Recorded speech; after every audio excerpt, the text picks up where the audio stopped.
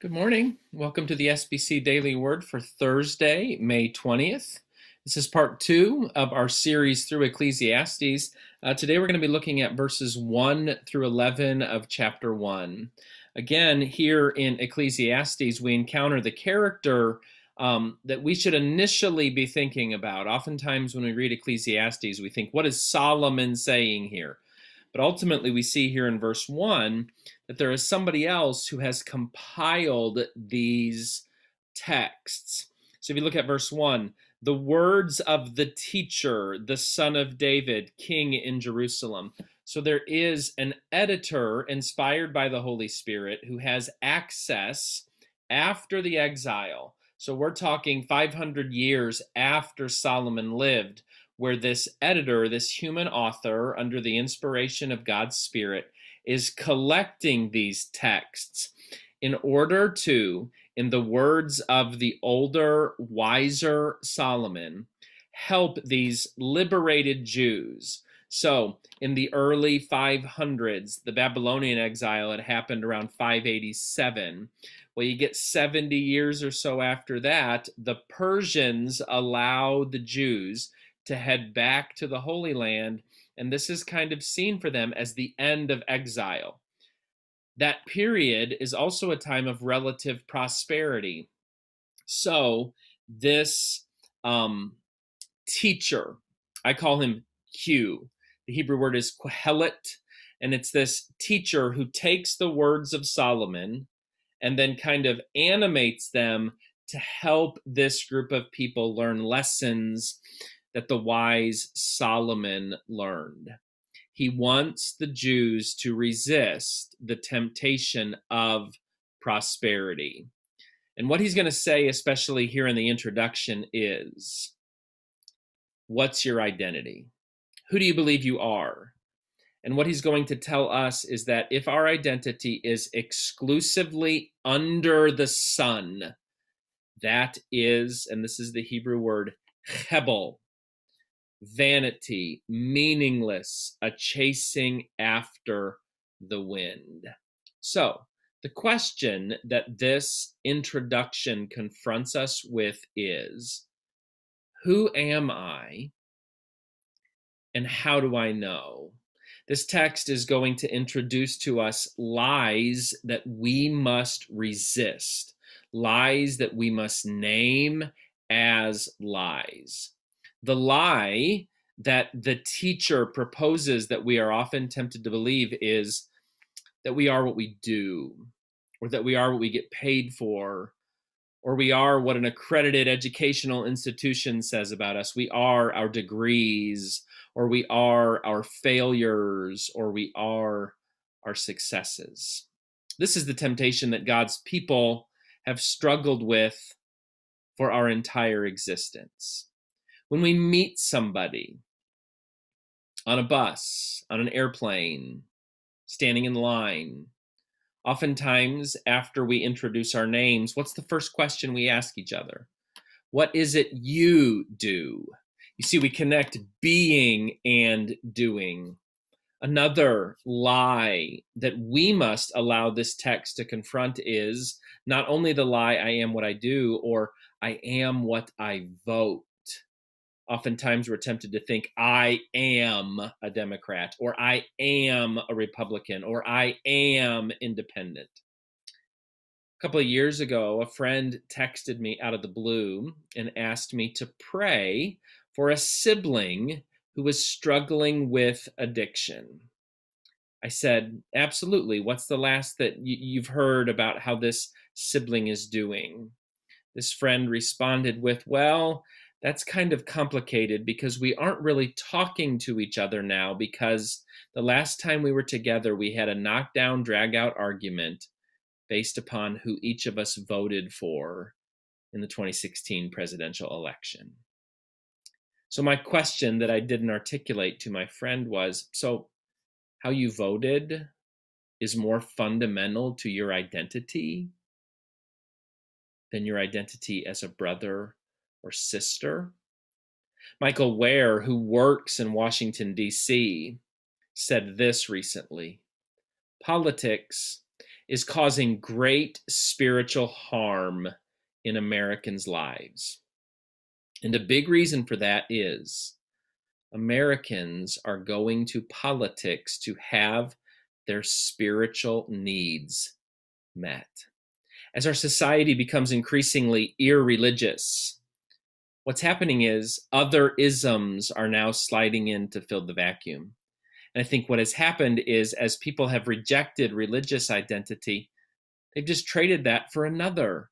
They have simply just accepted political identities rather than who God says we are. So, the teacher gives us one wise saying. Verse 2, vanity of vanities, Ecclesiastes 1, verse 2. Vanity of vanities, says the teacher, vanity of vanities, all is vanity. What do people gain from all the toil at which they toil under the sun? So there's a couple of words that we need to define here. The first word in my translation is vanity. That is the Hebrew word hebel. There's a lot of different range of meanings to this word. One is it could mean fleeting. Job, another section of wisdom literature. Job 7, verse 16, I loathe my life. I would not live forever. Leave me alone, for my days are a breath. Also in Psalm 144, verse 4, man is like a breath. His days are like a hebel, a passing shadow. So hebel has this idea of it's fleeting. And then because it's fleeting, the wise teacher wants us to understand that in some sense, life, because it's not eternal, is life under the sun. It is vanity. Isaiah 49, verse 4, but I said, I have labored in vain. I have spent my strength for nothing and vanity. Yet surely my right is with the Lord and my recompense with my God. What Isaiah is doing there is saying that when we labor for only what's under the sun, we will always bump into this hebel, this meaninglessness, this vanity.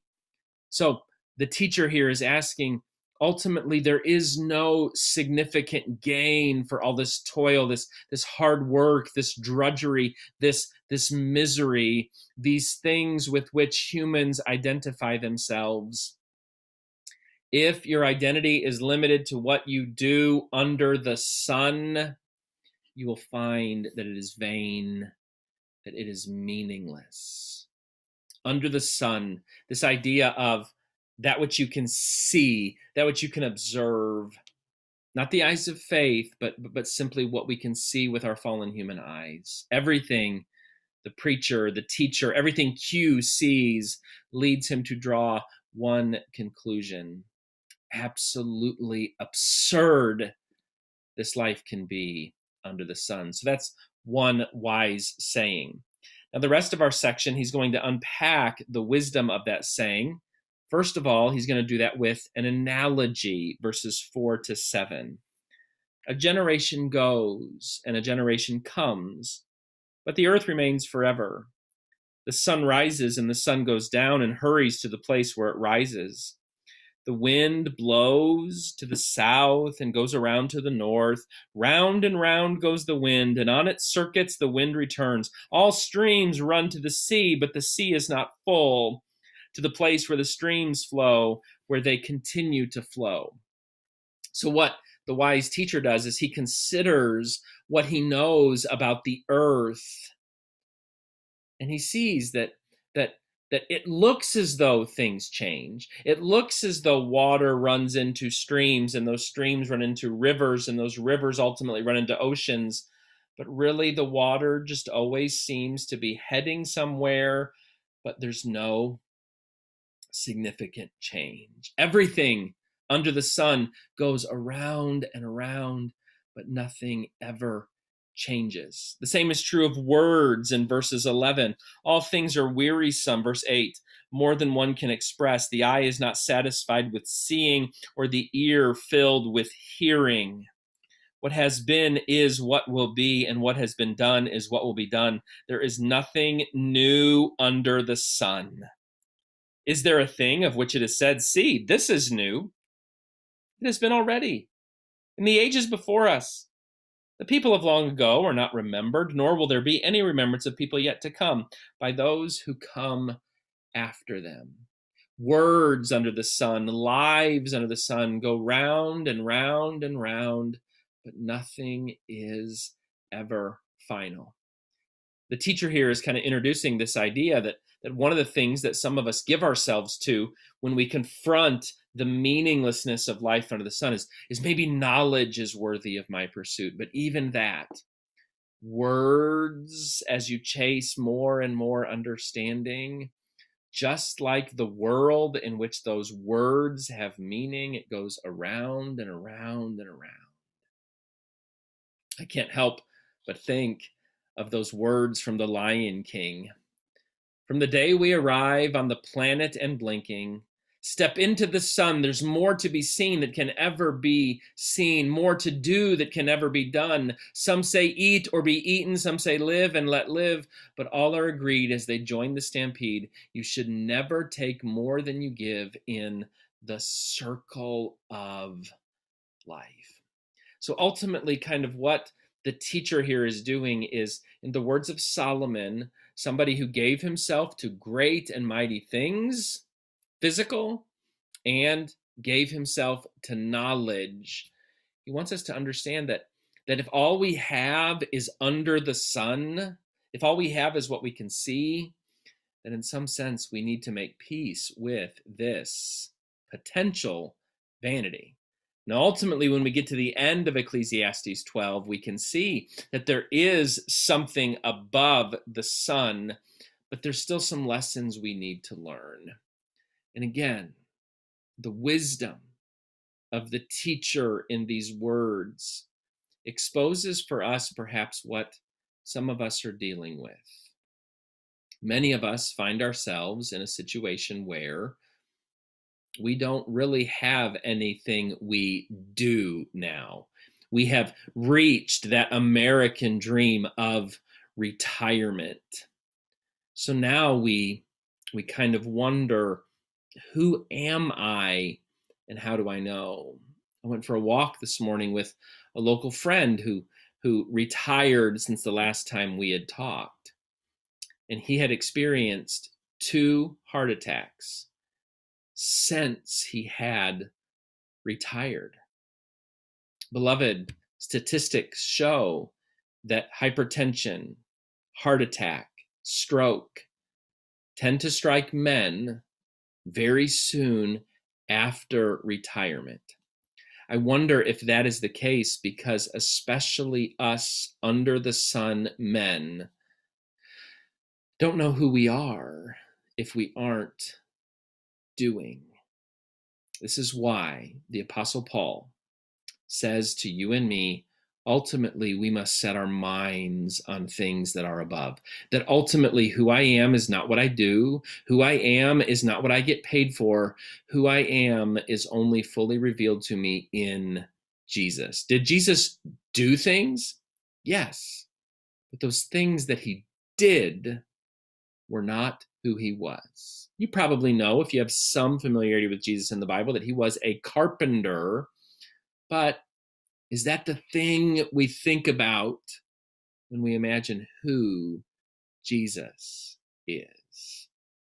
Beloved, we are human beings who ultimately our identity above the sun is given to us by the Apostle Paul with these encouraging words.